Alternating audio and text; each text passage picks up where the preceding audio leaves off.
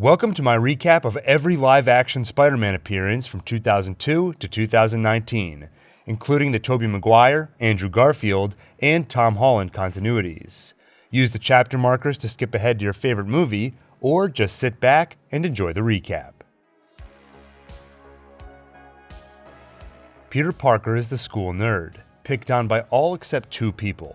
First, there's Mary Jane Watson, the girl next door he's loved since he was a child, who is currently dating Flash Thompson, and the other is his best friend Harry Osborn, the rich kid and son of scientist-entrepreneur Norman Osborn. Norman is strict as a father and disappointed that Harry is yet to live up to his intellectual standards. In fact, he's more impressed with Peter, who shows an aptitude for science. On a field trip to a science lab, Parker suffers his usual bad luck, watching his best friend flirt with his lifelong crush.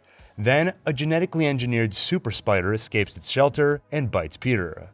At Oscorp, Norm vies for a military contract by showing off their new glider. But their human performance enhancers aren't ready yet. Rats showed an 800% increase in strength, but one test case showed unusual violence, aggression, and insanity. Regardless, Norm wants to push ahead with human trials, while Dr. Strom insists on going back to formula. Back to formula? Dr. Osborn! The military representatives threaten to pull funding if Norm can't show a successful human trial within 2 weeks. Peter returns home to his Uncle Ben and Aunt May, who raised him in his parents' absence, though he skips dinner and heads straight to bed, not feeling well after the spider bite. He passes out while, internally, the super spider DNA combines with his own. At the lab, Osborn recklessly tests the performance enhancers on himself. The effects are immediate, as Osborn kills Dr. Strom in a blind rage. The next morning, Peter finds his eyesight repaired, he now sports an impressive physique, and his hand is sticky. At school, MJ ignores Peter as usual until she slips and Peter uses his new reflexes to catch her, and her lunch. Wow, great reflexes. And for the first time, she notices him. Hey, you have blue eyes. I didn't notice without your glasses. The moment of glory is short-lived as spiderwebs suddenly spurt from Peter's wrists. Trying to escape unnoticed, Peter accidentally flings a lunch tray at Flash Thompson, who later attacks in retaliation. Peter easily dodges the bully's attacks and defeats him in one punch. Later, Peter tests his abilities, finding that he can climb on walls, leap from building to building, and shoot webs from his hand like a grappling hook, though it takes a few tries. Up, and away, Web! Shazam! Go! Go! Go, Web, go!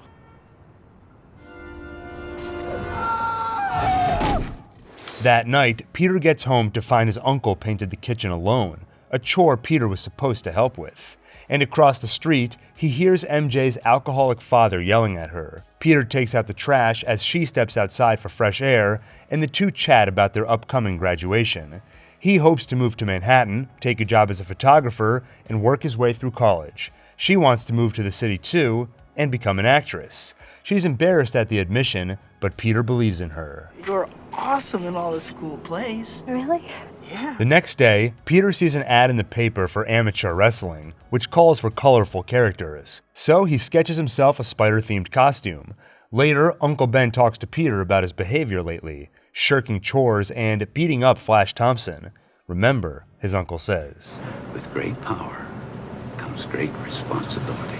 Peter shouts for him to stop pretending to be his father, then storms off. At the wrestling match, participants are offered $3,000 if they can last 3 minutes with Bonesaw. Peter signs up under the name The Human Spider, but the announcer instead introduces him as The Amazing Spider-Man! He easily defeats Bonesaw, but the organizer refuses to pay him the full amount since the deal was to last 3 minutes and Spider-Man won far quicker than that.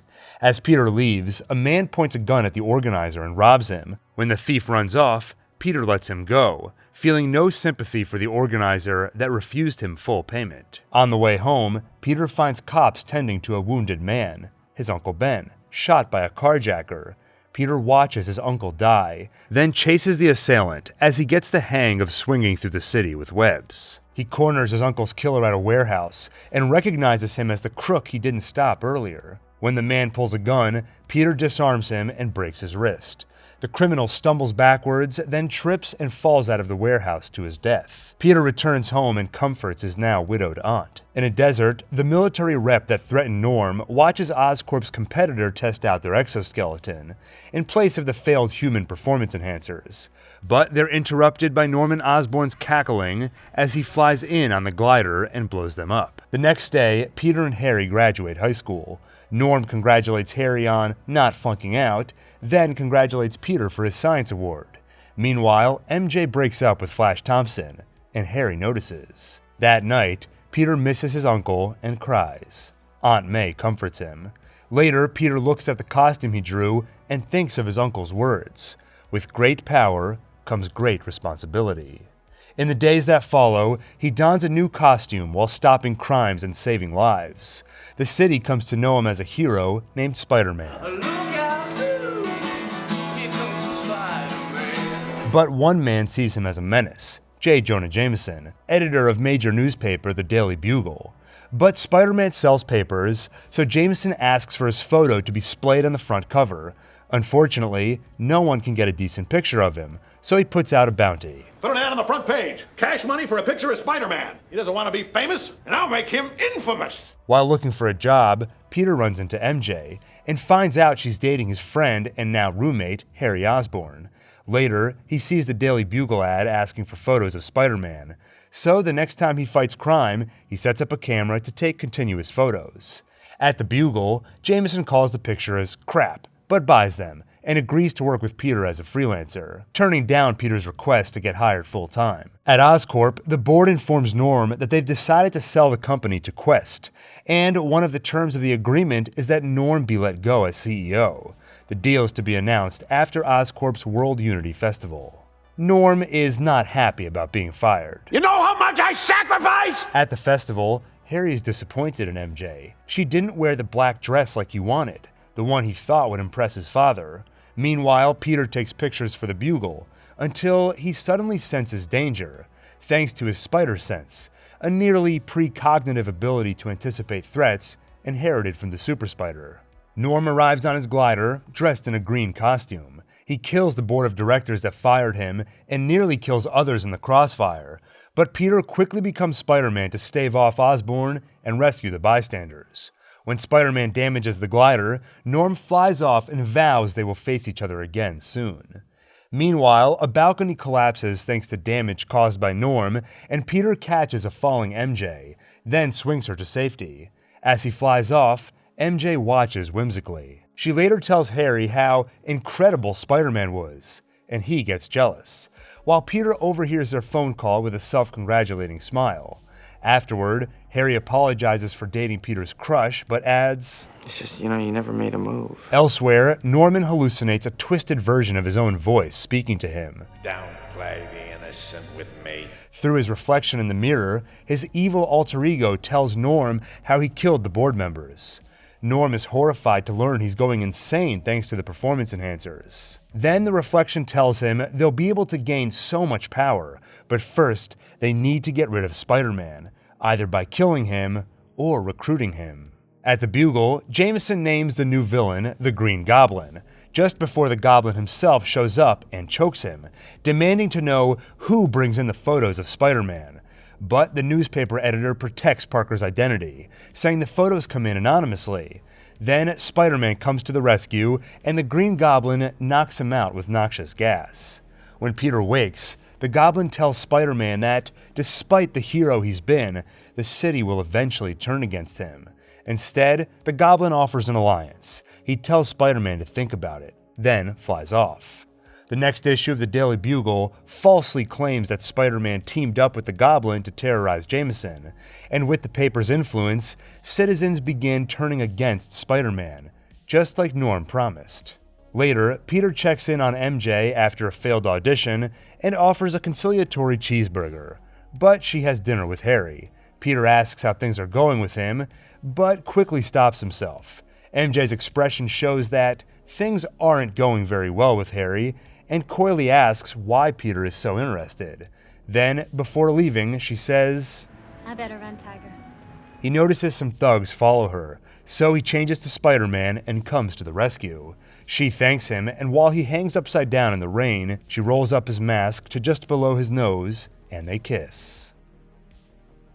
The next day, the Green Goblin sets an apartment building on fire to bait Spider-Man. Peter rescues a baby, then returns to search for more survivors, but only finds the Goblin. Peter turns down his proposal for an alliance, so Norm attacks and wounds Spider-Man's arm before he escapes. Later, Aunt May hosts a Thanksgiving dinner with MJ and the Osborns. Before they say grace, Norm notices the wound on Peter's arm, giving away that he's Spider-Man. Norm excuses himself, and Harry goes after him, saying he was excited for him to meet MJ. Norm loudly tells him that the girl's just after his money. Inside, Peter, Aunt May, and MJ hear the whole thing. MJ storms off while Harry pitifully defends his father. Elsewhere, Norm's twisted alter ego demands he make Peter suffer by going after his loved ones. So the Green Goblin pays Aunt May a visit and terrorizes her. Peter finds her in the hospital and overhears her ramblings about those horrible yellow eyes. Later, MJ visits May and Peter at the hospital. She tells Peter that she's been ignoring Harry's phone calls. The fact is, she's in love with somebody else, Spider-Man. Peter tells her that he's kind of Spider-Man's unofficial photographer, and Spider-Man actually asked him what he thought of MJ. Peter tells her what he said, about the whirlwind of emotions you feel staring into Mary Jane's eyes, and she's touched by his words. Aunt May slyly listens, pretending to be asleep, while MJ takes Peter's hand just as Harry walks in to witness their closeness. He returns home and tells his dad that he was right about MJ. She doesn't love him, she loves Peter. And Peter's been in love with MJ since the 4th grade. Norm quietly takes note of this important person in Spider-Man's life as another potential victim, then comforts his son with a hug. At the hospital, Aunt May encourages Peter to tell MJ how much he cares about her. Everyone else knows, and it occurs to Peter that everyone else may include the Green Goblin, and MJ might be in danger. He runs to call Mary Jane, but the Green Goblin answers the phone and tells Peter where he can find her, on top of the Roosevelt Bridge. The Goblin rips a trolley car full of children from its tracks, then gives Peter a choice: save them or save MJ. He drops both, and rather than choose, Spider-Man catches MJ, then the trolley. He holds them both, making it near impossible to fight off the Goblin's attacks. But Spider-Man isn't alone. Citizens on the bridge throw trash and other objects at the Goblin, which gives Peter a chance to safely lower MJ and the trolley to a barge below. The Goblin chases Peter to an abandoned building where they have their final showdown. Peter nearly defeats him until the villain unmasks to reveal his identity. Seeing his friend's father, Peter hesitates. Until the Goblin calls for his glider, Peter dodges the attack and the machine strikes Norm instead, impaling him against the wall. "Peter," he says. "Don't tell Harry." Then he dies. Spider-Man returns the dead man's body to his home, but before he can flee, Harry spots him. And at Norman's funeral, he vows revenge on Spider-Man for killing his father. Looking at his uncle's grave, Peter realizes that no matter what he does, everyone he loves will suffer. So, when MJ confesses her love for him and kisses him, Peter walks away. And to the heartbroken MJ, the kiss feels familiar. 2 years later, Peter struggles to balance his life as Peter Parker with his responsibilities as Spider-Man. He loses his job as a pizza delivery man and makes only meager funds when he turns in pictures of Spider-Man, which Jameson just uses as fodder for more slanderous stories in the Daily Bugle. At the university, Dr. Connors chides Peter for missing class again and for his steadily declining grades. He also reminds Peter that his paper on Dr. Otto Octavius's fusion project is overdue. Later, Peter walks into a surprise party thrown by his Aunt May, along with Harry and MJ. It takes a second for him to remember that it's his birthday, and it takes just one more second for his friends to ask why he's been so unavailable and distant lately. Peter asks about Oscorp, and Harry shares that he's now the head of special projects. In fact, they're funding one of Peter's idols, Otto Octavius. Harry offers to arrange a meeting. He also gestures to MJ and tells Pete that she's clearly still in love with him. She's waiting for you, pal. The subject changes to Spider-Man and Peter's photography of him. Seething with hatred, Harry asks Peter if he knew who Spider-Man was, Would he tell him? When Pete doesn't answer, Harry walks away. Later, while his exhausted aunt sleeps, Peter spots a foreclosure notice. When she wakes, she offers Pete $20 for his birthday, and when he refuses, she responds, "For God's sake, it's not much, now take it." Outside, Peter runs into MJ, and she tells him how she liked seeing him tonight. She waits for him to make a move, but is, as always, disappointed. She tells him that she's seeing someone now, and senses Peter's jealousy. He breaks the awkwardness by telling her that he'll finally see her play tomorrow night. Before leaving, she says, Don't disappoint me. I won't. Back home, Mr. Ditkovich gives Peter a hard time for his late rent. Then Pete returns to his humble apartment. The next day, Harry introduces Pete to Otto Octavius, who heard from Connors that Peter is brilliant. He also tells me you're lazy. Otto tells Peter about his fusion project, which will bring the world nearly limitless and clean energy. Peter is concerned about the stability of the reaction, but Otto assures him he's aware of the risks and accounted for them. Throughout their conversation, Otto is impressed with Peter's scientific acumen. Oh, Rosie, I love this boy. On the night of MJ's play, Peter dresses up, picks up some flowers, and disappoints his friend when duty calls. As Spider-Man, he saves some innocent lives and stops some criminals. But as Peter Parker, he has little luck. At the theater, the usher will not allow him in since the play is in progress. Afterward, Peter watches from a distance as MJ kisses the man she's seeing. Though she gives one more glance to see if Peter is around, but she just misses him. When Peter swings through the city as Spider-Man, he suddenly finds that his webs won't shoot, so he falls and crashes to the ground. The next day, Peter calls MJ and leaves an apologetic message, but it does little to assuage her frustration. Peter wishes he could tell her the truth that he's Spider-Man, so she'd know why he's always late or doesn't show up, but he knows that would put her in danger. Later, Peter and Harry attend Otto's fusion energy demonstration. In order to work with the dangerous materials, Otto's developed 4 metallic arms. They fuse into his cerebellum so he can control them like his own appendages. They also have an artificial intelligence of their own, but an inhibitor chip ensures Otto controls them, and they do not control him. The fusion reaction depends on a precious material called tritium. There's only 25 pounds of it on the planet. Otto inserts the material and begins the fusion reaction. The power of the sun in the palm of my hand. But the reaction grows unstable and dangerous, attracting metal from around the room. Peter disappears, while Harry orders Otto to shut it down, but Otto assures it'll stabilize. When flying debris nearly kills Harry, Spider-Man saves him. This doesn't change anything. Spider-Man tries to shut down the reaction, but Otto stops him. Then, shattered glass kills Otto's wife, and the reaction destroys the inhibitor chip, leaving him vulnerable to the AI. Then, Peter finally shuts down the reaction. At a lab, doctors attempt to remove the metal arms from Otto's body, but the arms come to life and slaughter the doctors. Then Otto wakes and sees the damage caused by his machines. Otto returns to his destroyed lab, where the uninhibited AI turns him mad and tells him to rebuild. And it tells him to steal the money he'll need to do it. So he visits a local bank and rips the doors off the safe. The same bank where Peter and his aunt are inquiring about a loan. Peter runs off to become Spider-Man. Don't leave me. Oh, that boy of yours is a real hero. He fights the mad scientist, but once again, his webs fail him, and Doc Ock takes Aunt May hostage. He pursues the villain as his webs begin to work again, and ultimately rescues his aunt, but Otto gets away with the money. That night, Peter attends an event as the Daily Bugle's photographer, where J. Jonah Jameson's son, an astronaut, is being honored. And the astronaut is attended by his girlfriend, Mary Jane Watson. Peter watches, heartbroken. He finds her later and tries to apologize again for missing her play, but she is unimpressed, and tells him that she can't keep thinking about him. It's too painful. Then a drunk Harry approaches Peter and chastises him for his loyalty to Spider-Man, the man who killed his father. Finally, Peter is crushed by an announcement from Captain John Jameson. Ladies and gentlemen, I just want you all to know that the beautiful Miss Mary Jane Watson has just agreed to marry me. That night, his powers fail him again and he crashes in a dark alley. He also finds his eyesight failing as he reads the Bugle's latest headline, Spidey and Ock rob bank.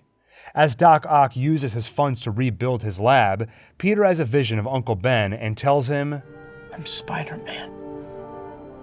No more. He throws his costume in the trash and walks away. In the next few days, he is the old, powerless Peter Parker, the one who has bad luck, doesn't fight crimes, and gets good grades, and the one who attends Mary Jane's plays. He tells MJ that he's changed, and he can now be there for her, but she says that it's too late. She's engaged to John, and that is not going to change.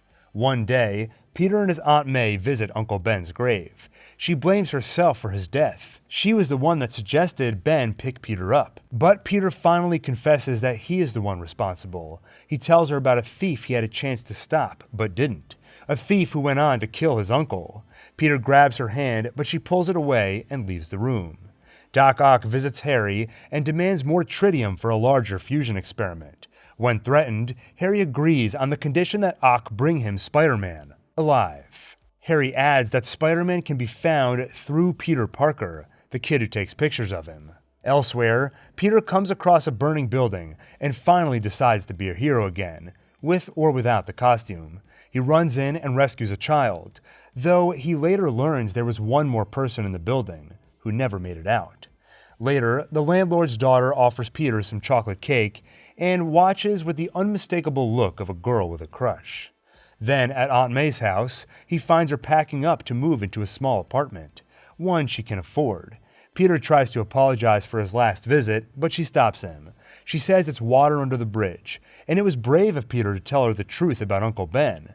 Then she says I love you and hugs him. She also tells Peter how people need heroes, and how sometimes heroes have to give up the thing they want the most, even their dreams. With his mind cleared, Peter focuses and tries to use his powers again, but he falls again. Later, MJ asks Peter to meet her at a cafe. It seems Peter's been on her mind and she's ready to give things another shot. But Peter quickly tells her that he was wrong before. He thought he could be there for her, but he can't. He leaves off the reason that he's decided to be Spider-Man again. Frustrated, she asks, Do you love me or not? And he responds, I don't. She doesn't believe him and asks him to kiss her. But as they lean forward, his spider sense activates. A car crashes through the cafe, and Peter tackles MJ to safety. Then Ock appears and demands Peter tell Spider-Man to meet him at the West Side Tower at 3 o'clock. He takes MJ with him as collateral and tosses Peter into the debris. Peter crashes out of the destroyed cafe. Suddenly, he finds his eyesight restored and his strength returned. At the Daily Bugle, Jameson keeps Spider-Man's costume on the wall. Someone found it in the trash and sold it to him for $100. But Peter takes it back, leaving a note behind. Spider-Man returns and meets Ock at the tower. Their fight takes them from the top of the tower onto a moving subway car. Then, the villain realizes Spider-Man's weakness: innocent lives. He tosses 2 bystanders, but Peter quickly catches them. So, Ock sets the subway car to its fastest speed, removes the brakes, and takes off. You have a train to catch. Sparks from the broken control panel force Peter to remove his mask. Then, as the train careens toward a dead end, Peter stands in front of it and spreads his arms to fire webs onto any buildings nearby. He holds on tight and depletes every ounce of his strength as his body and webs force the train to stop. When he collapses from exhaustion, the citizens catch him and set him on the floor. They're shocked by what they see. He's just a kid, no older than my son. They promise to keep his face a secret and return his mask. Then Ock returns. The citizens stand in his path to protect the exhausted hero, but he easily brushes them aside and delivers Spider-Man to Harry Osborn. Osborn hands over the tritium and Ock leaves. Then Harry draws a knife and prepares to kill Spider-Man, but first unmasks him. Peter wakes up and frees himself from the restraints. He asks where Ock is keeping MJ, but Harry says he just wanted the tritium. Peter realizes the mad scientist must be rebuilding the machine, which will kill MJ and half the city. But Harry doesn't care about that right now. Instead, he says, Peter, you killed my father. There are bigger things happening here than me and you. Harry, please, I've got to stop him. Spider-Man arrives at the lab, just as Otto activates the machine. Peter frees MJ and electrocutes the villain, but the unstable reaction continues to grow. Peter runs to the dazed scientist and reveals his identity. Dr. Octavius, we have to shut it down. Please tell me how. Octavius smiles. Peter Parker. Brilliant but lazy. Then the tentacles take over again, and he refuses to destroy the reaction. Peter begs him to remember the benevolent scientist he always was, and ignore the monstrous tentacles. His words work. Dr. Octavius looks at the mechanical appendages and orders them, "Listen to me now." He tells Peter to go, while he stays behind to stop the reaction by drowning it in the river. Peter shares one last look with Octavius, then turns to see MJ, and she sees him, without his mask. Then the building collapses, but Peter catches the debris just in time to save her. As he struggles to hold it, Peter tells her, MJ, in case we die. But he doesn't need to finish. She knows that he loves her. You do love me. I do. Meanwhile, Octavius promises himself that he will not die a monster. He pulls the structure down into the river, drowning it and himself. Peter tosses away the debris and escapes with MJ, so they can finally talk plainly. "I think I always knew," she says. "So you know why we can't be together," he adds. "Spider-Man will always have enemies. I can't let you take that risk." I will always be Spider-Man. You and I can never be. Elsewhere, Harry Osborn stews in his home and suddenly hears the laughter of the Green Goblin. The vision of his father appears behind a mirror and demands Harry avenge him. But Peter is his best friend. Harry resists, throwing his knife at the mirror, revealing the secret hideout behind it, where Norman kept his goblin suit, pumpkin bombs, performance enhancer, and the glider. On the day of her wedding, MJ abandons John at the altar and instead runs to Peter. She tells Peter that she knows the risks, but it's her decision to make, and she wants to face those risks with him. Finally, they kiss, and in the distance they hear a siren. Go get him, Tiger. And Spider-Man swings toward danger to save the day. 1 year later, things are going well for Peter. The city loves Spider-Man, he's at the top of his class in school, and of course, he's in love. Things between him and MJ are great, but not everything is perfect. His friend Harry still isn't speaking to him, and unbeknownst to Peter, Harry is taking the same performance enhancers that turned his father into the Green Goblin. One night, while Peter is out with MJ, a meteorite crashes, and a gooey black alien substance crawls off it and onto Peter's bike. Elsewhere, escaped convict Flint Marko evades the police and visits his sick daughter, Penny. But her mother catches him and the two fight. Before he leaves, Flint promises Penny that one way or another, he will get the money they need for her treatment, and they will make her better. At Aunt May's apartment, Peter announces that he plans on asking MJ to marry him. She of course gives her blessing and gives Peter the ring that Ben once gave her. On the way home, Peter is attacked by Harry Osborn using upgraded goblin gear. You knew this was coming, Pete. In the fight, Peter tries telling the truth. Listen to me. I didn't kill your father. But Harry doesn't listen, and in the ensuing struggle, Peter knocks Harry unconscious. When he sees his friend isn't breathing, Peter administers CPR, then brings him to the hospital where he is resuscitated. Elsewhere, Flint Marko runs from the police and accidentally stumbles into the middle of a particle physics test. The scientists don't see him when they activate the machine and seemingly turn Flint into sand. At the hospital, Harry wakes up, though he suffered memory loss. He remembers that his father died, but not that Spider-Man killed him, or that his friend Peter is Spider-Man. At the particle test site, Flint wakes up as living sand and rearranges himself roughly into the shape of a human, though he quickly gains more control over his power and soon looks just like the old Flint. Later, MJ visits Peter, upset over critics bashing her recent performance in a play. He tries to lend a sympathetic ear, but is called away by Spider-Man duties. She understands, but is frustrated. Spider-Man arrives at the scene where a construction accident nearly kills Gwen Stacy, daughter of police captain George Stacy. He saves the girl and then gets his picture taken by the New Daily Bugle photographer, Eddie Brock. Brock promises him he'll take way better pictures of Spider-Man than Peter Parker does. And at the Bugle, Jameson buys Brock's photo of the crane accident over Peter's. The flames of their rivalry are fanned when both ask for a staff job, rather than freelance. Jameson agrees that whoever snaps a photo of Spider-Man in the act of committing a crime will get the job. Later, with Harry's hatred forgotten, he and Peter get along. Though Harry is surprised by his quick reflexes, not yet remembering the goblin performance enhancers coursing through his body. At the Playhouse, MJ arrives for rehearsal, only to learn she's been fired after her recent drubbing by the critics. Later, she attends an event where Spider-Man will be given a key to the city as a thank you for saving the police captain's daughter, and MJ watches as Gwen thanks Spider-Man personally, kissing him while he hangs upside down in front of the crowd. After getting fired, finding her boyfriend unavailable to lend a sympathetic shoulder, and seeing her kiss recreated with another woman, she's had enough and turns to leave, but is interrupted by a cloud of flying sand.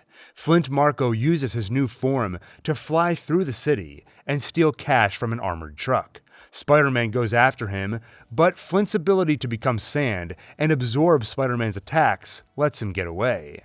Later, Peter heads to a nice restaurant where he intends on proposing to MJ. She arrives in a sullen mood, but Peter obliviously talks only about himself and how popular Spider-Man has become. Things only get worse when Gwen Stacy happens to be there and puts her hand on Peter's shoulder. After Gwen leaves, MJ finally tells him that she's upset. When you kissed her, who was kissing her? Spider-Man or Peter? Peter pitifully defends himself, and she storms off. He fishes the ring out of the champagne. Later, Peter and his aunt are called into police headquarters, where they're informed that they were wrong about who killed Uncle Ben. Dennis Carradine was just an accomplice, but Flint Marko was the true killer. He confessed the crime to a cellmate before escaping prison. MJ hears about it and visits Peter to see if he's okay, but he gruffly tells her that he's fine, and she leaves. Then, after hours of listening to the police radio for a sign of his uncle's killer, Peter passes out. While he's asleep, the black goo from the meteorite finds him and engulfs his body. When he wakes up, he's hanging off a building in a black Spider-Man outfit, feeling powerful.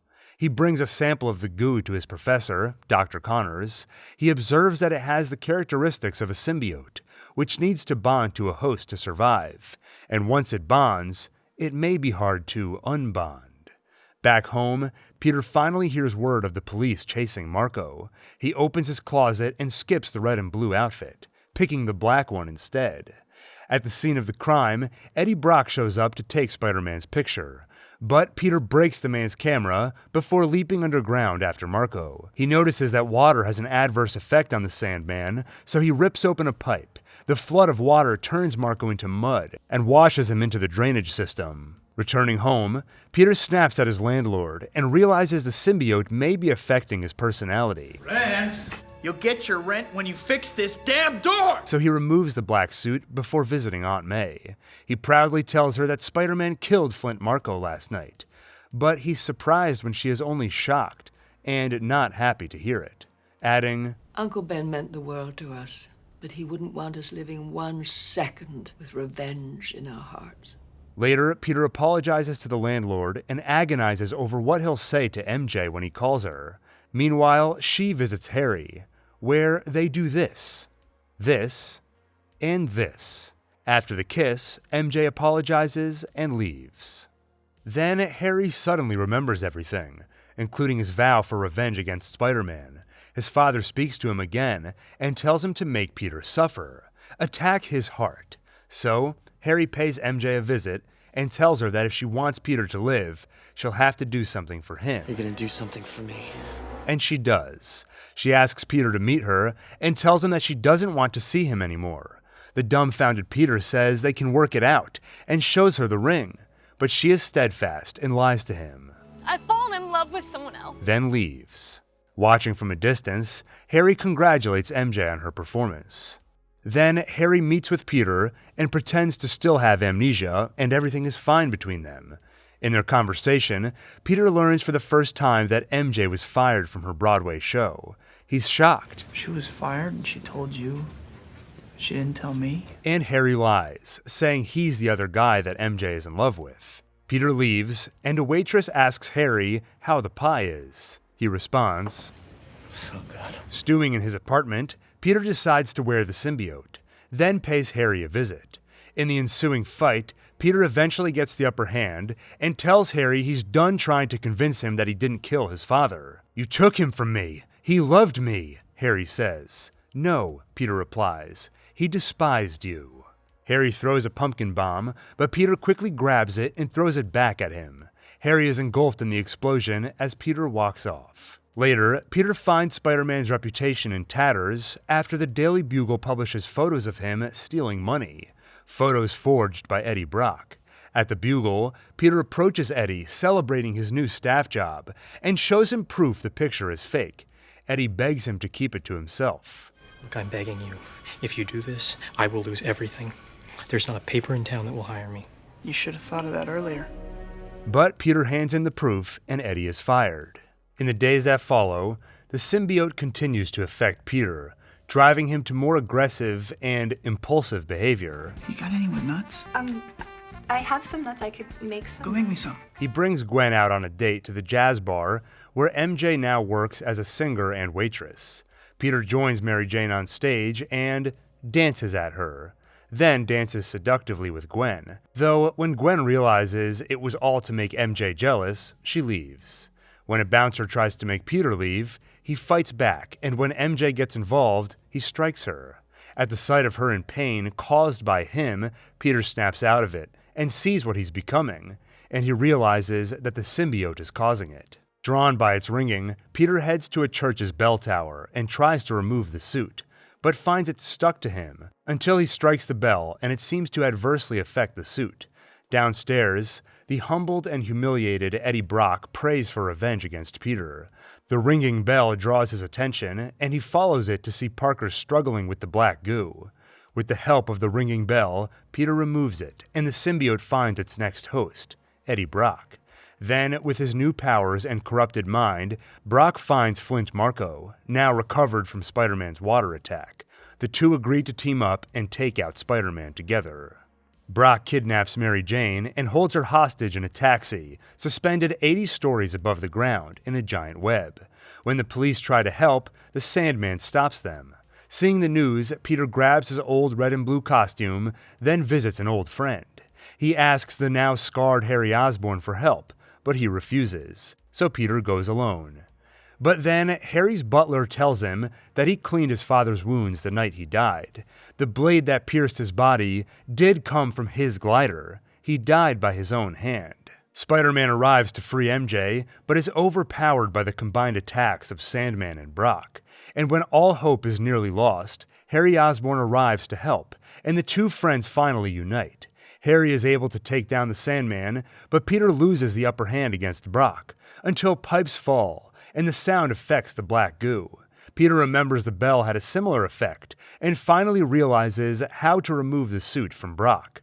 But before he can act, Brock gets a hold of the glider and dives at Peter with its blades drawn. At the last moment, Harry leaps in its path. The blades stab through him, and he saves Peter's life. Brock tosses Osborn away like a rag doll. Then Peter uses the pipes to make more sound, and removes Brock from the suit. As the black goo grows dangerously, Peter throws one of Harry's bombs at it, and desperately wanting to hold on to his power, Brock jumps after it.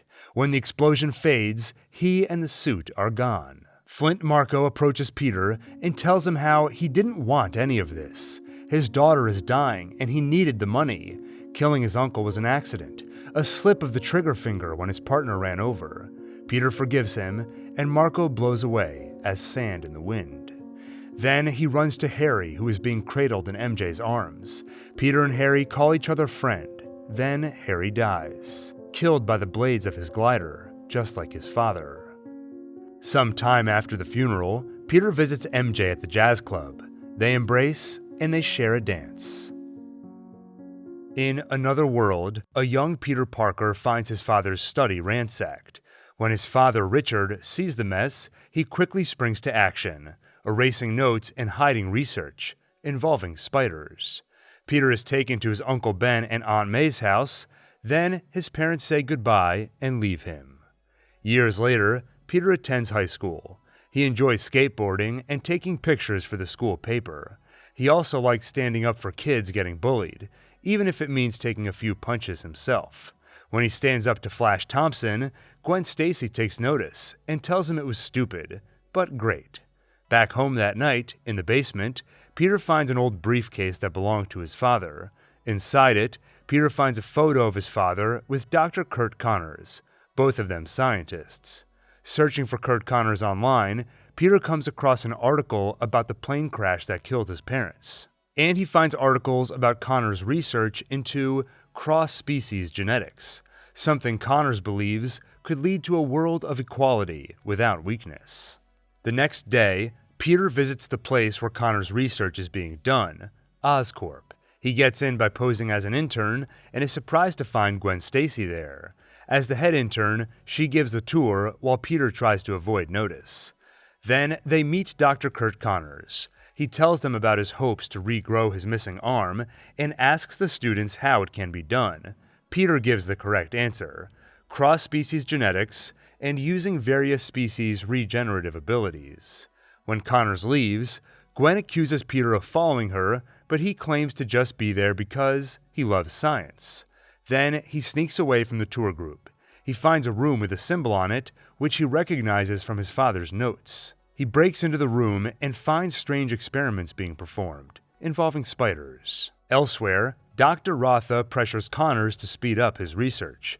Norman Osborn is dying and needs the regenerative abilities that Connors is after. Connors explains that he just needs to figure out how to get past the decay rate algorithm, something mentioned in Richard Parker's notes. Peter returns to the tour group along with one of the spiders unnoticed on his neck. It proceeds to bite him. On the subway ride home, Peter finds that he's suddenly strong, fast, and has the ability to stick to walls. The next day, he pays Connors a visit. The scientist almost closes the door on him until Peter mentions he's the son of Richard Parker. Connors doesn't know why Richard disappeared, but without him and his research, their hopes for achieving cross-species genetics have become far slimmer, especially considering the decay rate algorithm. But Peter takes out a notebook and shows a formula he grabbed from his father's notes. Connors is amazed and invites Peter to join him in the lab. At school, Peter uses his new strength and reflexes to humiliate Flash Thompson, then gets a talking to from Uncle Ben. Thanks to Peter's misbehavior, Ben had to change shifts at work, so Peter will have to be the one to pick up Aunt May later. Then Peter awkwardly asks out Gwen Stacy, but she says yes, and he celebrates by using his spider skills to take his skateboarding to the next level. At the lab, Connors shows Peter the Ganali device, a machine that could disperse an antigen over an entire city, to cure a disease, for example. Then they run a simulation to see if lizard DNA can be used to regrow a mouse's missing limb. With Peter's help, it's a success. So they inject a 3-legged mouse with the real thing. Back home, Uncle Ben reminds Peter that he forgot to pick up his aunt and orders him to apologize.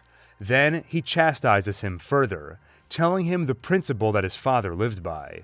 If you could do something good for other people, you have a moral obligation to do it. Not choice, he says, responsibility. And Peter responds, he didn't think it was his responsibility to be here to tell me this himself. Then Peter storms out of the house, inadvertently shattering the glass on the front door.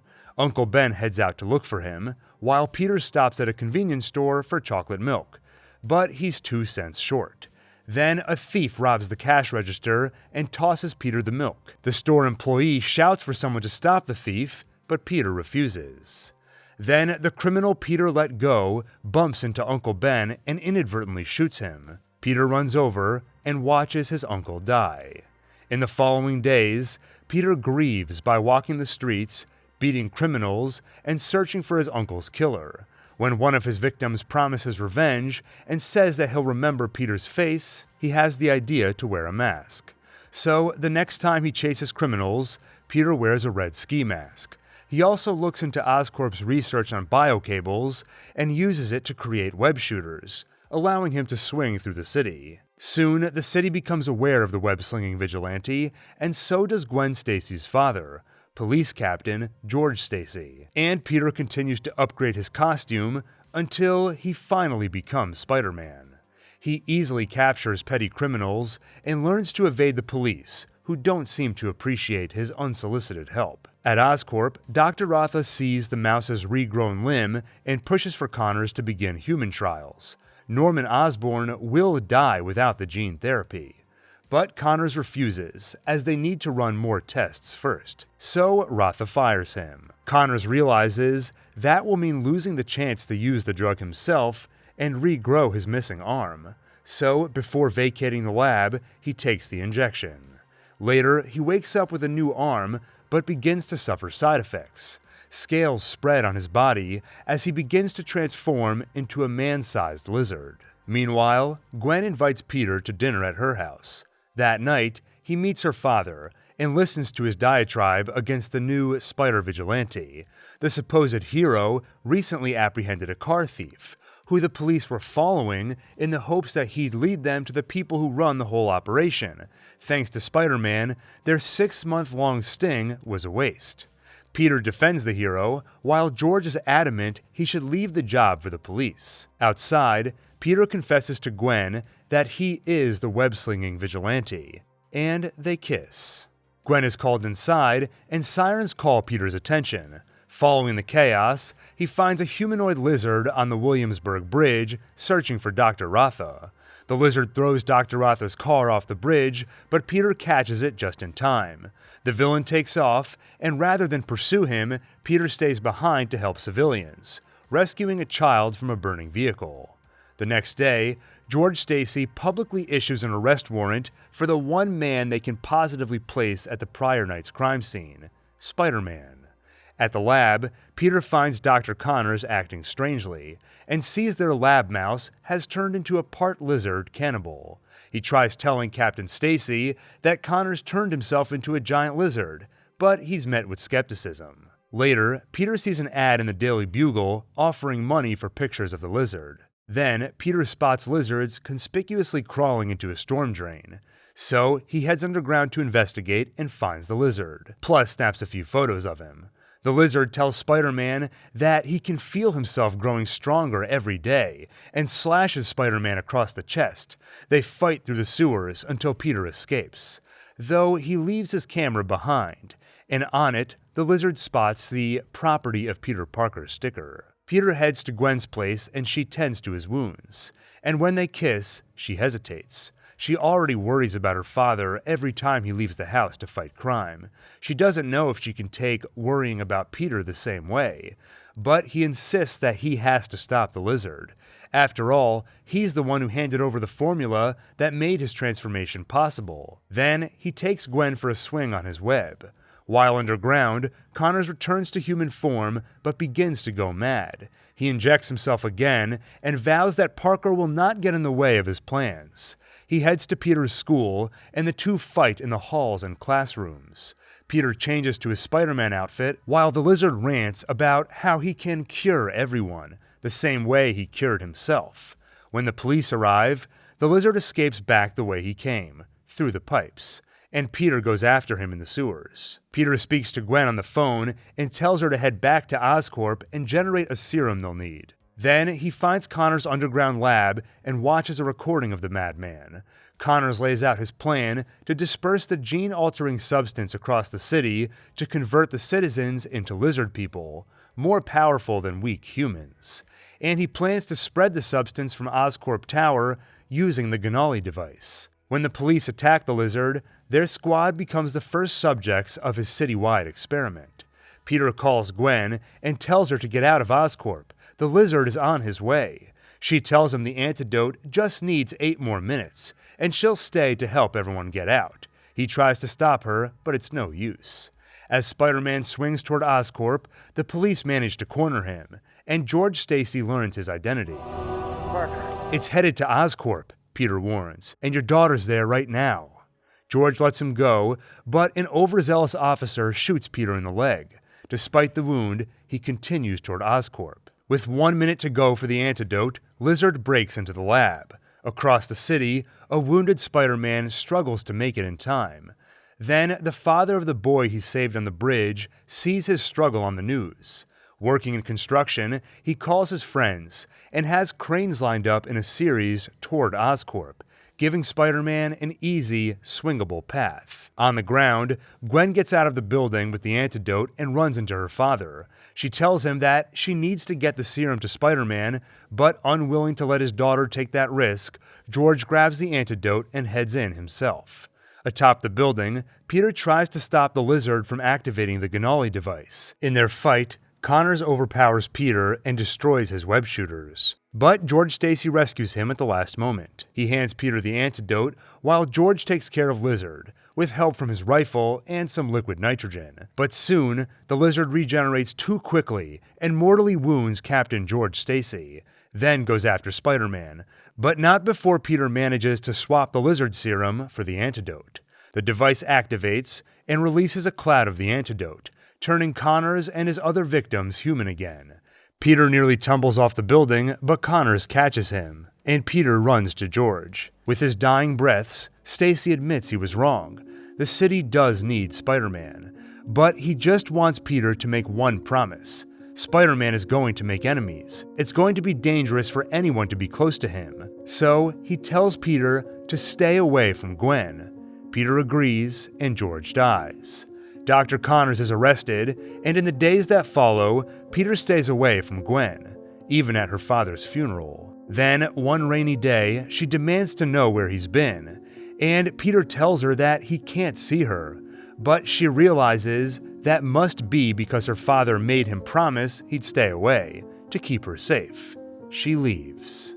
But Peter misses her. When he's late to class one day, he promises he won't be tardy again.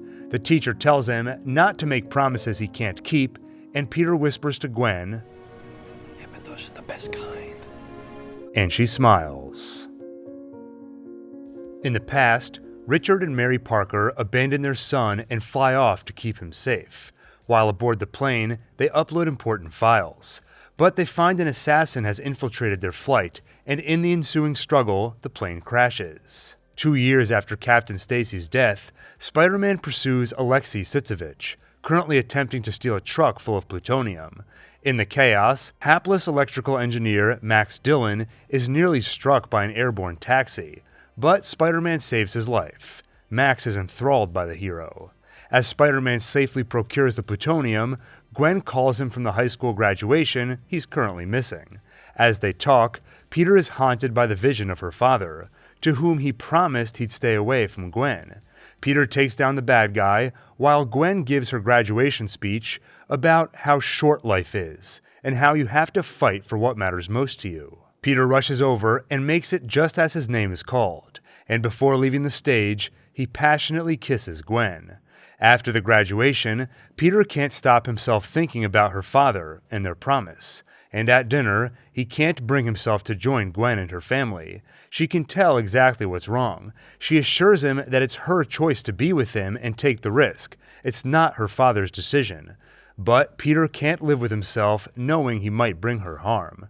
So they end things. In the days that follow, Spider-Man continues to help those in need, and Max Dillon's obsession with the hero grows, regularly speaking to a photo of Spider-Man, calling him best friend. On his way into Oscorp, he bumps into Gwen. On the elevator ride, he enviously watches a news report about Spider-Man and pines for similar adoration from the public. And he tells Gwen about the time he was saved. You know, Spider-Man saved my life one time.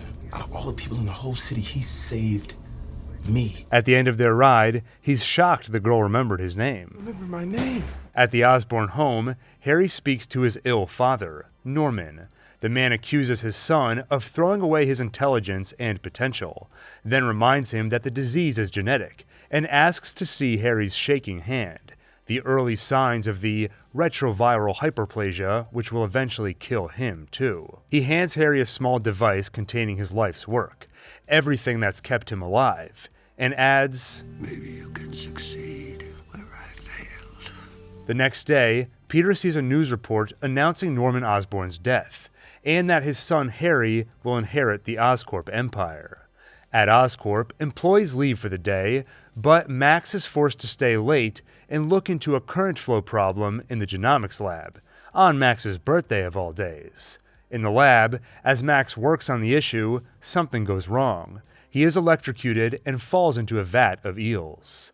After Harry's first board meeting as the new head of Oscorp, he's visited by a friend he has not seen in 8 years, Peter Parker. Their reunion is awkward at first, but they're soon laughing again. You got your braces off. Now there's nothing to distract from your unibrow. There he is. There he is. Then they catch up on things by the East River, about the supermodels Harry hung out with in France, and Peter's current love life. I don't know, I don't know. It's complicated. Elsewhere, the seemingly dead Max Dillon springs to life, though he now appears to be a being made of electricity. As he walks the streets, he inadvertently emits an electric signal, setting off car alarms, and when he places his hand on a headlight, he absorbs its energy. Later, Gwen calls Peter and asks him to meet, figuring it's time they try to be friends. But it's hard for them to forget how much they like each other. They nearly kiss, but Gwen stops it with the admission that she's moving to England. She's up for a scholarship at Oxford, and she's probably going to get it. Before they can discuss further, they notice a strange disturbance at Times Square. So Peter changes to Spider-Man and leaves. At Times Square, Max is drawn to underground power cables. He grabs them and absorbs their power. Then, as a truck nearly strikes him, he uses that power to easily lift it and toss it aside. Police surround him, and Max panics like a caged animal. Suddenly, he lets out an electric blast that sends the police and their vehicles flying. Spider-Man catches one just before it crushes an officer. The rest of the cops fire at Max, but the bullets just pass through. Spider-Man tries talking to him, and the police hold their fire. After Max reminds him, Peter remembers the man and remembers saving him. Max tells Peter that he's not sure what's going on, but he can feel power and anger. Peter tries to keep him talking and suggests they go somewhere else, away from people. But when Max accidentally releases more electricity, a cop fires and he strikes back. A cop is nearly killed by debris, but Peter saves him and the crowd applauds, while they only mock Max. Feeling betrayed by Spider-Man, he sends an electric shock at him and the two fight. While Spider-Man is incapacitated, Max absorbs more electricity, shutting down Times Square and filling himself with more power. Floating above them, he attacks the crowd of bystanders, until Spider-Man takes him out with a stream of water from a fire hose. Later, Peter wallows in self-pity at losing Gwen, then channels his frustration by manically continuing his search into why his parents disappeared. Meanwhile, Harry looks at the files on the device his father left him. After researching all night, he calls Peter over. Harry explains how his and Peter's fathers worked on a project focused on human spider hybrids. Venom from the hybrids could be extracted and would have powerful healing properties. Harry tells Peter that he's dying of a disease, and this venom is his only hope at a cure, but they never got to human trials, except for Spider-Man. Harry surmises that Spider-Man must have been bitten by one of the spiders, and it worked. That's how he got his powers. He needs Spider-Man's blood. But Peter reminds him it's not that simple. Look at what happened to Connors. But Harry doesn't care. Peter took Spider-Man's picture and clearly knows him. He demands Peter tell him where he can find Spider-Man, and when Peter hesitates, Harry begs. So Peter agrees to try talking to Spider-Man. Meanwhile, Gwen tries to search for Max Dillon in the Oscorp database, and when the higher-ups detect her search, they pursue her, wanting to ensure the accident is covered up. She runs and bumps into Peter. She pulls him into a closet and tells him about the accident, and how they erased all the files to cover it up. Then, being close gets the better of them, and they kiss. On her way out, Gwen meets Peter's old friend Harry, and Harry learns that she's the girl Peter has his complicated relationship with. At Ravencroft Institute, Dr. Kafka studies a restrained Max Dillon on Oscorp's behalf.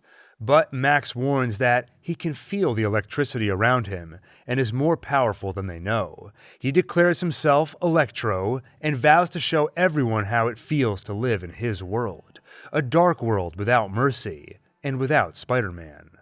Electro lets out a small blast that breaks Kafka's glasses. Then they submerge the villain in water as he struggles against his restraints. At home, Peter begs Aunt May to tell him the truth about his father. He can tell she's hiding something, and she finally tells him what it is.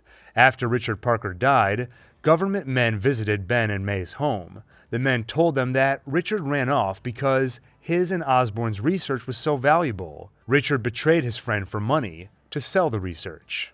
Peter doesn't believe it. Later, he visits Harry as Spider-Man and tells him that he can't give his blood. It's too dangerous. Harry retorts that he's dying anyway, but Spider-Man points out it could do something worse than kill him. They argue, and Spider-Man leaves. As Peter, he approaches Gwen, who is already late for her final interview with Oxford, but he begs her to listen. Everything he knows about his parents is a lie. He doesn't know what to do about Harry. His life is falling apart, but he keeps coming back to one thing. Before he can say what that one thing is, Gwen tells him that she has to go to England.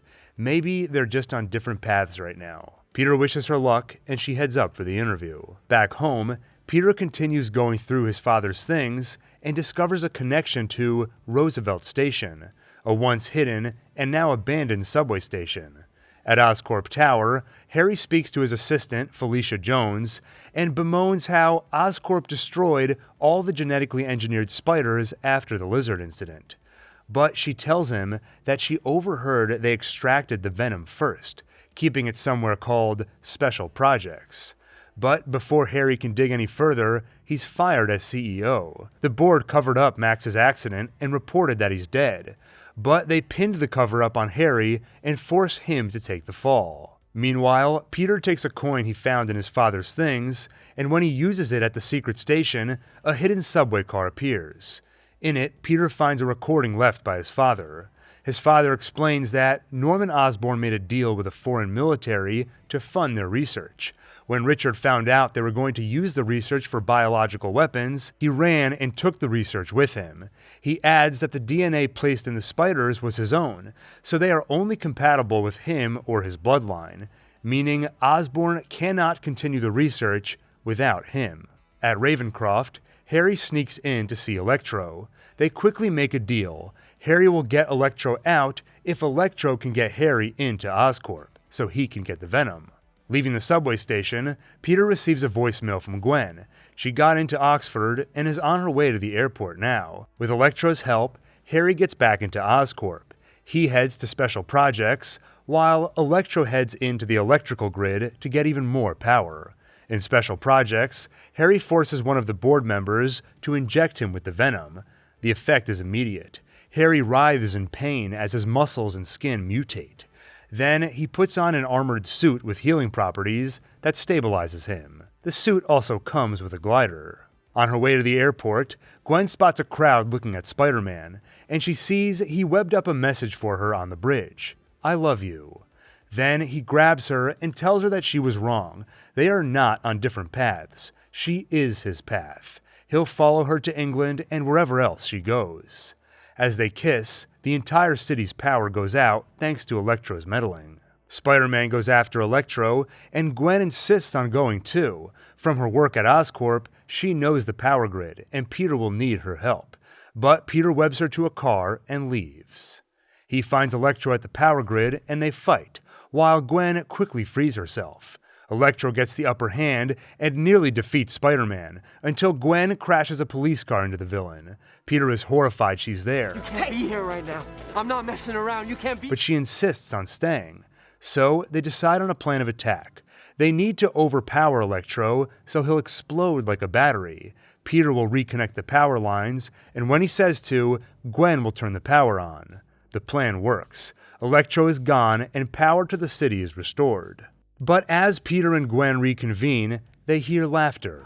Harry Osborn twisted by the venom, appears on his glider. Seeing Gwen, he quickly realizes that Spider-Man is Peter and accuses him of betrayal. Then he decides to take revenge. The Green Goblin takes Gwen into the air and drops her. Peter catches her, but they crash into a clock tower. Peter puts her down to fight off the Goblin's attacks, and in the struggle, the clock's mechanism is destroyed. Debris knocks the Goblin out and severs the web holding Gwen. She falls again, and Peter's web grabs her, just as her head slams into the floor. Peter leaps to the bottom of the tower and cradles her lifeless body. No, please. After the funeral, Peter visits her grave often. At Ravencroft, a mysterious gentleman visits Harry Osborn and tells him that he's found several promising candidates. Osborn says he wants to keep the team small and assures the gentleman that everything they need is at Oscorp. There, he selects an armored rhino suit for their first volunteer, Alexei Sitovich. Later, the news reports on the Russian gangster's escape from prison. It's just one more sign of the increased crime since Spider-Man's disappearance 5 months ago. Peter watches a recording of Gwen's graduation speech, where she talks about hope and how it is most needed on dark days. Peter puts on his suit and fights the Rhino. In yet another world, Peter comes home one day to find Tony Stark waiting for him. The billionaire quickly reveals that he knows who Peter really is, Spider-Man. Spider-Man gained his powers 6 months ago and quickly learned that when you have the power to help and don't, bad things happen and they're your fault. Stark recruits Peter to help in a fight against Captain America. The UN is preparing to pass the Sokovia Accords, which would establish a panel to oversee the Avengers. Stark supports it, while Captain America and others do not. This conflict has led to a minor civil war between the heroes. Stark's head of security, Happy Hogan, brings Peter to Berlin, where he finds Tony has built him a new suit. Then, Peter lends Tony and his team a hand when they battle Captain America's team at an airport. Under ruse! The situation is tense, but Peter is quippy as always. You have a metal arm? That is awesome, dude! That thing does not obey the laws of physics at all. It's awesome. I don't know if you've been in a fight before, but there's usually not this much talking. When the battle ends and Tony sees how truly dangerous the conflict has become, he sends Peter home. You're done, all right? When Tony drops him off, Peter asks if he's an Avenger now, but Stark disappoints. What, does that mean that I'm an Avenger? No. But Tony will call him if they need his help again. In 2012, after the Battle of New York between the Avengers and an alien army, Adrian Toomes and his crew win a contract to clean up the mess left by the battle. But another group takes over. After buying trucks and hiring a new crew, Toomes loses the job to the Department of Damage Control, a joint venture between Stark Industries and the federal government. Losing the job means financial ruin for Toomes, and in retaliation, he and his crew decide to hold on to some of the alien technology they salvaged, rather than turn it in like they're supposed to. 8 years later, Toomes and his crew have used the alien technology to develop weapons and devices, which they sell on the black market. Toomes himself uses their flying vulture machine to get around. 2 months after the Avengers Civil War, Peter checks in with Happy to see if Tony needs him on any more missions. Though, just like his many prior attempts, Happy ignores the message, and Peter continues his relatively ordinary life. He's picked on by Flash Thompson. What's up, penis, Parker? His high school's homecoming dance fast approaches, he hangs out with his best friend Ned, and he pines after his crush, Liz. At lunch, when Peter stares a little too long, Michelle gives him a hard time and calls him a loser. But then why do you sit with us?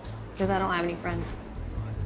Later, Liz and the rest of the academic decathlon team are disappointed when Peter announces he'll be skipping the competition. He uses his usual excuse that it's because of an internship at Stark Industries, but in reality, he's too busy being Spider-Man.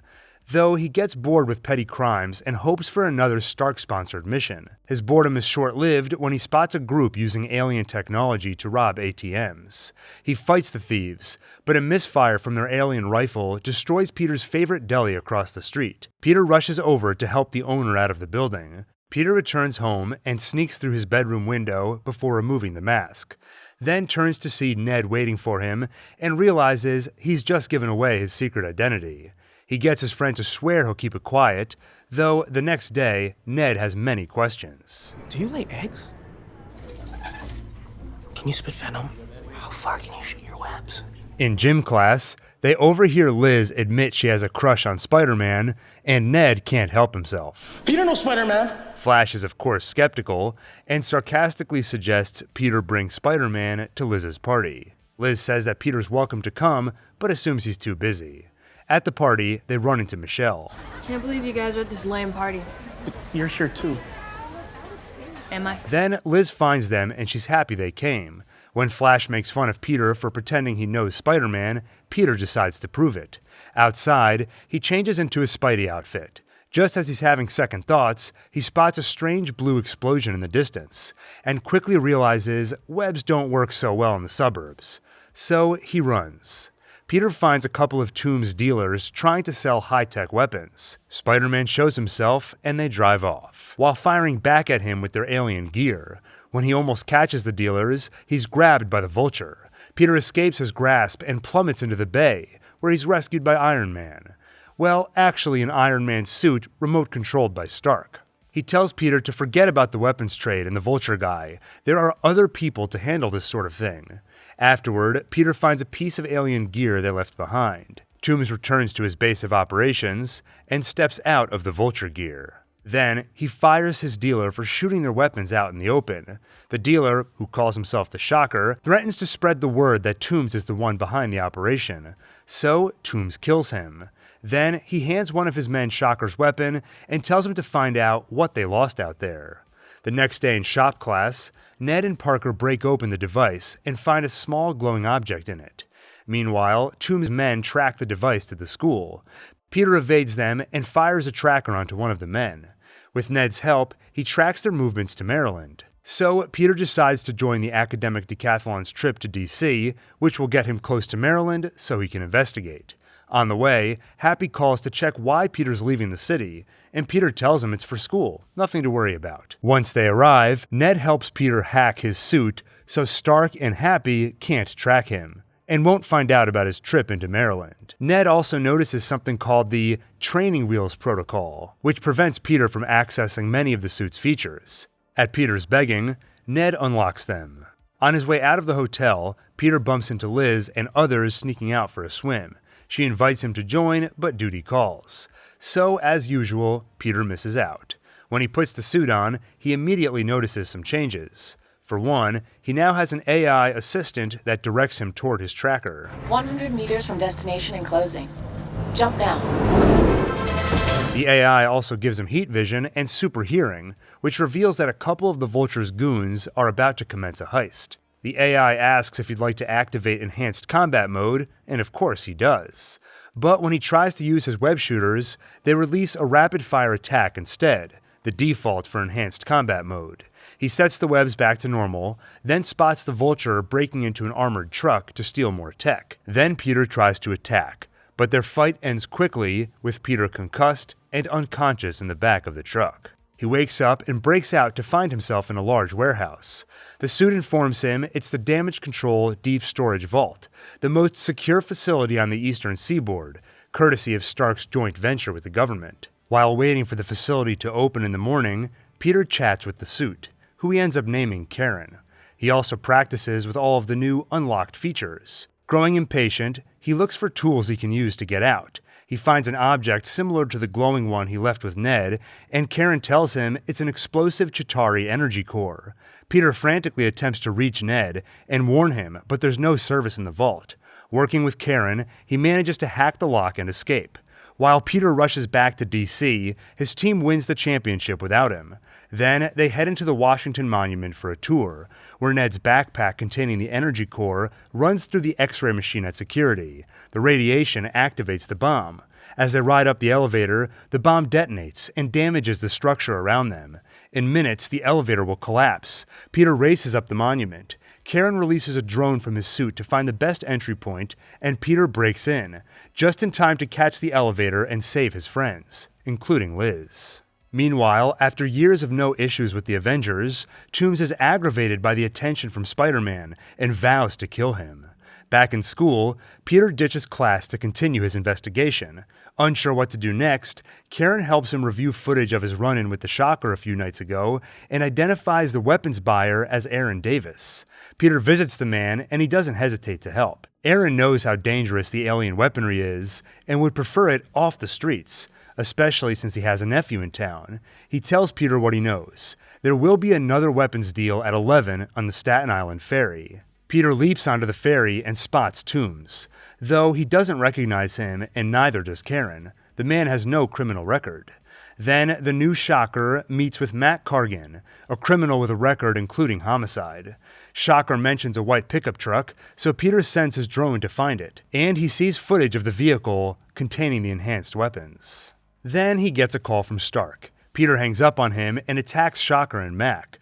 But suddenly, FBI agents reveal themselves and point their guns at Spider-Man, though a more immediate threat emerges when the Vulture appears. Peter grabs the Vulture's gun but can't contain it, and accidentally breaks the Staten Island ferry in half. Spider-Man races to web it back together, but fails. Hope is nearly lost until Iron Man appears to save the day. Once things calm down, Tony chastises Peter for his irresponsible behavior. Peter tells him that he had to do something. Those weapons are out there, and Stark wouldn't listen to him. But Stark did listen. He's the one who called the FBI. Stark tells Peter that this isn't working out and demands his suit back. Peter begs that he's nothing without the suit, and Tony tells him, "If you're nothing without this suit, then you shouldn't have it." At home, Aunt May demands to know where Peter's been and why he keeps disappearing. He tells her that he lost the Stark internship after screwing up, and she comforts him. And at school, he goes back to just being Peter Parker. He bumps into Liz and apologizes for missing the decathlon. He also finally tells her how he feels.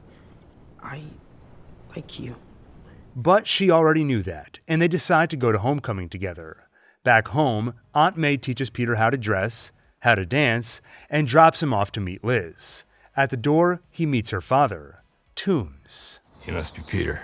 He drives them to the dance and notes how familiar Peter's voice sounds, and it doesn't take him long to realize he has Spider-Man in his car. When they arrive, he tells Liz to head inside while he has the dad talk with Peter. She heads out, and Toomes turns around with his gun. "You saved my daughter's life," he says. "I could never forget something like that, so I'm going to give you one chance." You walk through those doors, you forget any of this happened. And don't you ever, ever interfere with my business again. Because if you do, I'll kill you and everybody you love. That's what I'll do to protect my family, Pete. Peter nods and heads inside. Looking like a deer in headlights, Peter tells Liz that he has to go. Without Stark's suit, he puts on his old, homemade costume and runs outside, only to find the Shocker waiting for him. With Ned's help, Peter apprehends him. Then he quickly tells Ned to call Happy Hogan to let Stark know that Toomes is the Vulture.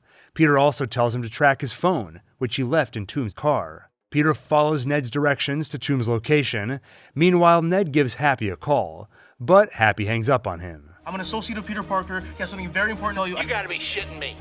Ned tells Peter that he saw a bunch of boxes behind Happy, and that Happy mentioned taking off in 9 minutes. Peter realizes that Toomes is likely planning to rob the plane full of Stark's tech. Peter gets to Toomes' location and asks how he can do this to his daughter, but Toomes explains that he sells the weapons so he can support her and his family. Then his wings crash through the wall behind Peter, then destroy the surrounding beams to drop the roof on his head. Toomes leaves to go after the plane, leaving Peter buried in debris. In the collapsed building, Peter tries his hardest to lift himself up, but he's completely pinned down. Then he remembers what Stark told him. "If you're nothing without this suit, then you shouldn't have it." He lifts the debris and goes after the Vulture. They fight on Stark's invisible jet until their battle crashes onto Coney Island. Vulture defeats Peter and flies off with a crate of weapons. But as the villain leaves, Peter notices his wingsuit is going to explode. Peter tries to save him, but Toomes fights him off. Then he crashes into the beach. Peter quickly dives into the ensuing flames and rescues him, then leaves him to be discovered by Mr. Hogan. Back at school, Liz tells Peter that with their dad going to trial, she and her mom are moving to Oregon. Then they tearfully part ways. With her gone, Michelle is made captain of the academic decathlon team and announces that she likes to go by MJ. When Peter excuses himself from the room, MJ's eyes linger on him as he leaves. Happy brings Peter to the new Avengers facility upstate. There, Stark gives Peter a new suit and officially welcomes him to the Avengers. Though Peter turns down the invitation. For now, he'd rather stay on the ground and look out for the little guy. Though that leaves a press room full of people expecting an announcement. So, instead of announcing a new Avenger, Stark announces a new engagement. Back home, Peter finds Stark's previous Spider-Man outfit waiting for him, and when he puts it on, realizes Aunt May is behind him, revealing his secret identity again. What the f? In prison, Toombs bumps into Mac Cargan, scarred after his run-in with Spider-Man. He has a lot of friends on the outside who would like to find Spider-Man, and Mac heard a rumor that Toombs knows who he is. Toombs replies, "If I knew who he was, he'd already be dead." The next year, on a class trip to MoMA, Peter spots a large ship floating above Manhattan. He quickly joins Iron Man, Doctor Strange, and Wong in a fight against Children of Thanos to prevent the retrieval of the Time Stone, which Thanos intends to use, along with the other Infinity Stones, to erase half the population of all living beings. Doctor Strange is captured and taken onto the ship. Spider-Man and Iron Man board it to rescue Strange. Deciding on their next move, Stark is adamant they take the fight to Thanos. Strange agrees, but assures that if it comes between saving Peter, Tony, or the Time Stone, he will not hesitate to let either of them die. Before heading off, Tony officially makes Peter an Avenger. They arrive on Titan, Thanos' now desolate home planet, where they run into the Guardians of the Galaxy. They fight at first, until they realize they're on the same side. Tony quickly tries to rally the group with a plan. Thanos is coming, and when he gets there, they'll need to wrestle the gauntlet from him, which he needs to use the stones. Meanwhile, Strange moves forward in time to view every possible future in the conflict with Thanos. Of the 14,605 futures he viewed, there is only one in which they win. When Thanos arrives, they fight as a team and subdue him. Moving quickly, Spider-Man and the others pull as hard as possible at the gauntlet. It slowly inches off the Titan's fist, until Quill learns that in exchange for the Soul Stone, Thanos killed Gamora, the woman Quill loves. Lost to his rage, Quill attacks Thanos, inadvertently waking him from Mantis' spell. Thanos frees himself from their grasp, fights them off, and nearly kills Stark, until Strange bargains for his life by handing over the Time Stone. Then, all Thanos needs is the Mind Stone, and minutes later, he has it. Thanos snaps his fingers. Half of all life vanishes, including Peter Parker. Sorry.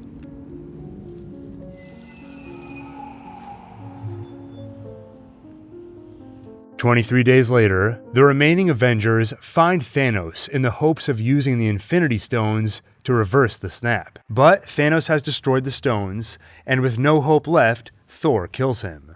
5 years later, Tony Stark and the remaining Avengers travel across time and alternate realities to obtain Infinity Stones. Using their power, they reverse the snap and restore all the lives it took, including Peter's.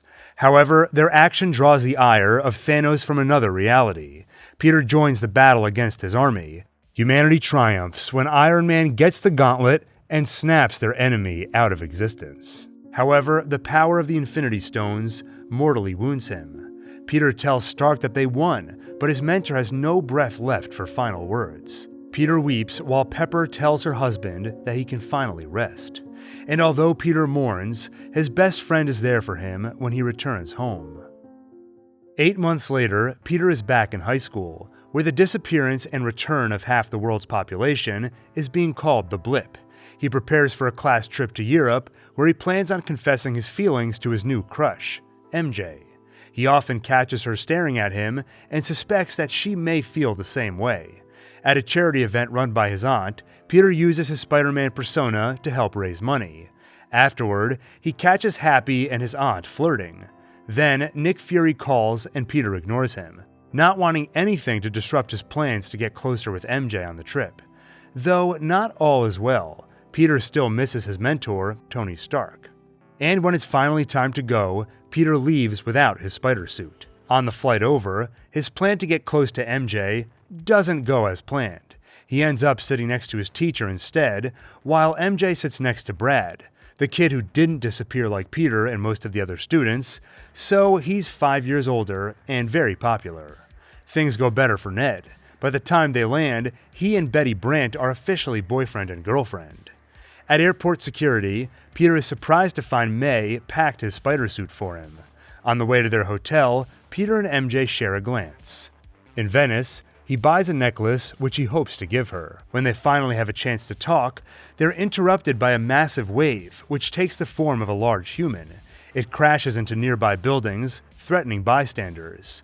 Peter is unsure how to fight the creature made of water, but suddenly a mysterious hero comes to the rescue. Watching news footage of the hero later, the students take to calling him Mysterio. Later, Nick Fury shows up in Peter's room and tells him about recent attacks around the world, from anthropomorphic weather, like the cyclone with a face that wiped out a village in Mexico. Nick also hands Peter a pair of glasses left for him by Stark. Then he takes him to an underground hideout and introduces Quentin Beck, the man who stopped the water. Beck explains that he's from another universe where his Earth was destroyed by elementals, or creatures born from the primary elements: air, water, fire, and earth. Having destroyed air, water, and earth, the only one still remaining on Peter's world is fire, the strongest of all, the one that destroyed Beck's Earth and took his family. The elemental will be in Prague in a few hours, and they want Peter's help. All of the other powerful heroes are unavailable, but Peter desperately doesn't want to miss his trip, and Fury seemingly allows him to return to his friends. However, Fury pulls some strings behind the scenes to get Peter's trip diverted to Prague. On the way, Peter tries on Tony's glasses and reads the note that came with it. For the next Tony Stark, I trust you. P.S. Say Edith. And when Peter says Edith, it activates an AI and augmented reality system in the glasses. Hello, Peter. I am Edith, Tony Stark's augmented reality security and defense system. She explains that Edith stands for Even Dead, I'm Still the Hero, and adds that she has access to the entire Stark Global Security Network. And Peter can immediately see its power. Just looking around the bus, Peter sees exactly what everyone is doing on their phones, including private communications. At a pit stop, Peter is called into a small shop where a woman orders him to remove his clothes. Spider-Man can't be seen on the class trip since it would pretty much give away Peter's identity, so she made him a new suit. But just as Peter drops his pants, Brad walks in and takes a compromising photo. Brad tells Peter that both of them are clearly into MJ, and Brad intends to show her the photo. She deserves the truth. Back on the bus, Peter quickly attempts to have Edith delete the photo off Brad's phone. But when she asks if he's a target, and Peter says yes, a deadly drone launches from a satellite to kill Brad. Peter just barely manages to stop it. Then he catches his breath and gets Edith to delete the photo before Brad can show it to MJ. In Prague, Fury once again pulls Peter away from MJ. They go over the plan with Mysterio, who has adopted Peter and his friend's nickname. When the fire elemental attacks, Peter and Mysterio will stop it before it grows too big and draws power from the Earth's core. At that point, there'd be no stopping it. Peter worries about the danger this will put his friends in, and Fury points out his hypocrisy. Peter nearly blew his friends up with a drone strike. Clearly, he is not ready for the responsibility Stark left him. Later, Mysterio checks up on Peter to see how he's doing. He tells Peter how he understands the hard path he's on, and he makes Peter feel better. I like you, Peter. You're a good kid. He also assures Peter that if he keeps his friends indoors for a few hours, they'll be safe. So Peter works with Edith to get them all tickets to the opera where they'll be safe. At the opera, MJ tells Peter she'll save him a seat next to her, but as always, Peter disappoints.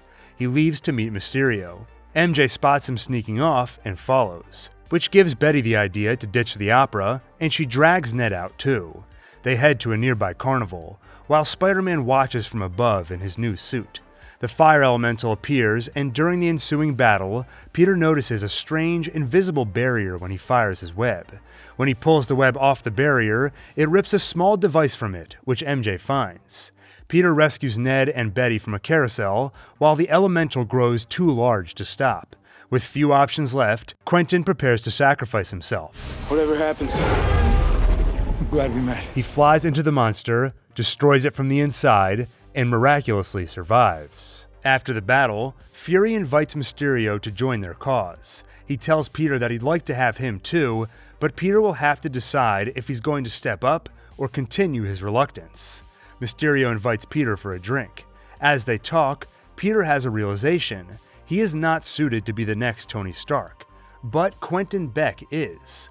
So Peter tells Edith to transfer access to Quentin, then hands Mysterio the glasses, and with it, access to Stark's global network of advanced satellites and weapons. Peter leaves, and suddenly, many of the patrons at the bar disappear, revealing themselves to be holograms. To those that remain, Quentin says, "See, that wasn't so hard." And they celebrate. He gives a toast, reminding them why they joined his crusade. All, including Quentin, are former disgruntled employees of Tony Stark. Beck himself invented advanced hologram technology, which Stark renamed BARF, then fired Quentin for being unstable. Beck toasts to each of them and their contributions. William created weaponized drones that integrate with Beck's hologram tech to combine illusions with real damage. Guterman concocted the story of a hero named Quentin from another world.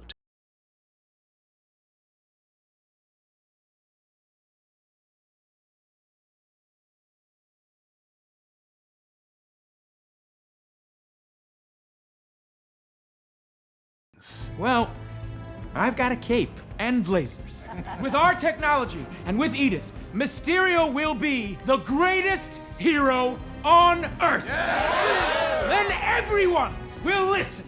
At the hotel, Peter celebrates the end of his mission, but is disappointed to learn the trip is ending as well. After the elemental attacks, the school is bringing the children back home. But Peter won't miss his shot with MJ, so he invites her to go out that night unsupervised. And before he can even finish asking, she answers, Yes. Yes, like you. They meet in the lobby. Both nervously try to contain their excitement, and outside, their hands nearly touch. Then Peter decides to tell MJ how he feels, but it doesn't go exactly as planned. MJ, I'm Spider-Man. What? That's what you were going to say, that you're Spider-Man. Peter denies it, but MJ points out that she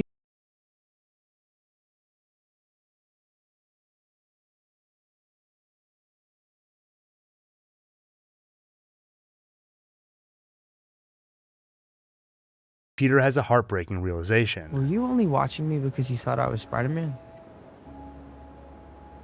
Yeah. Why else would I be watching you? Doesn't matter. Just thought that maybe... Suddenly, the device activates, projecting a hologram of the Elemental. They realize the Elementals and Mysterio are fake, and Peter realizes he's handed an incredibly powerful weapon to a villain. At his hideout, Mysterio works on a plan to use Edith's network of drones in combination with his illusion tech to create a threat big enough to encompass all of London. He wants maximum casualties to ensure they get the world's attention with an Avengers-level threat, which Mysterio will appear to stop himself. When he's informed that one of the drones went missing, Mysterio is furious. They're trying to fool the world, and that drone is evidence that it's all fake. Then, with Edith's help, he finds it.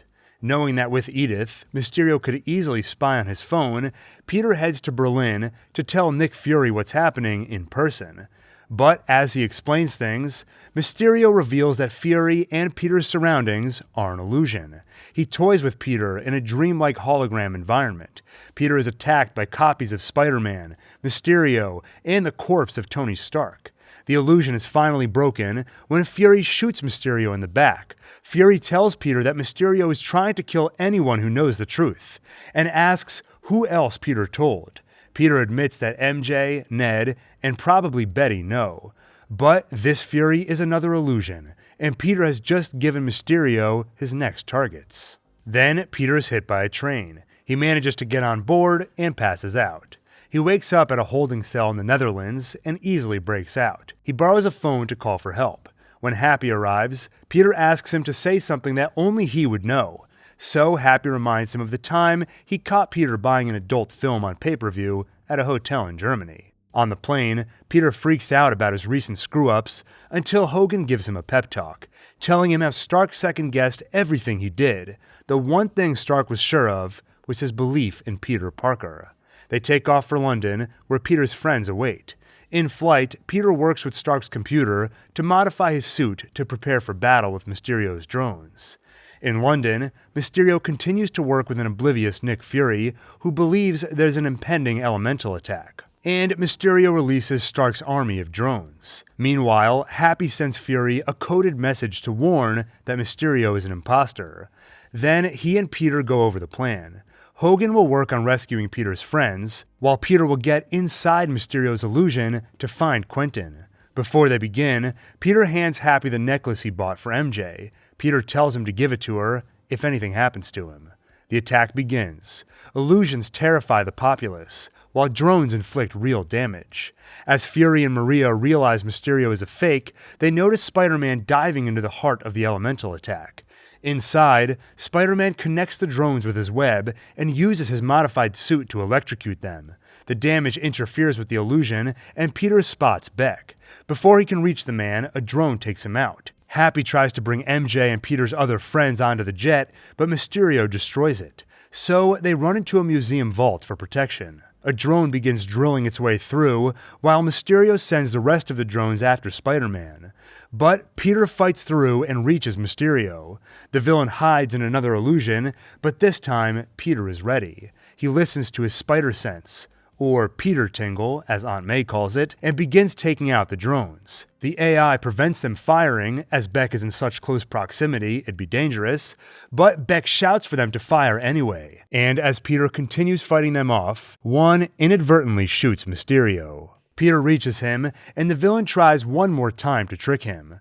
But Peter doesn't fall for it. He gets the glasses back, and Edith shuts down Mysterio's operation, saving his friends. As Mysterio dies, he tells Peter that people need to believe, and nowadays, they'll believe anything. After the chaos, Peter and MJ find each other. She shows him the necklace that Happy gave her on Peter's behalf, and she kisses him. And she admits that she wasn't just watching him because she thought he was Spider-Man. Then he confesses too. I really like you. I really like you too. They kiss again, then return home as a couple. Meanwhile, Betty and Ned break up, but without any hard feelings. With Aunt May and Happy Hogan, things are a little more complicated. She saw them as just a summer fling, while he thought they were dating. Then, for Peter, things get very complicated.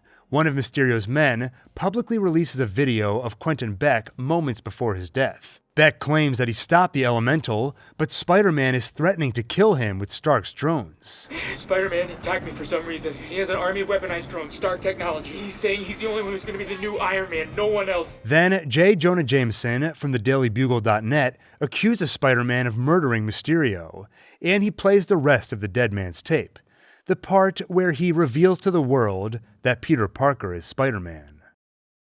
What the After the exhausting mission, Nick Fury and Maria Hill revert to their true form, the Skrulls, Talos and Soren. The two were asked by Fury to temporarily stand in for them, while Fury is busy with another mission, captaining a Skrull ship. And that's everything that happened before No Way Home. If you enjoyed this recap, please like, subscribe, and hit the bell icon for more. With that, thank you for watching, and see you on the next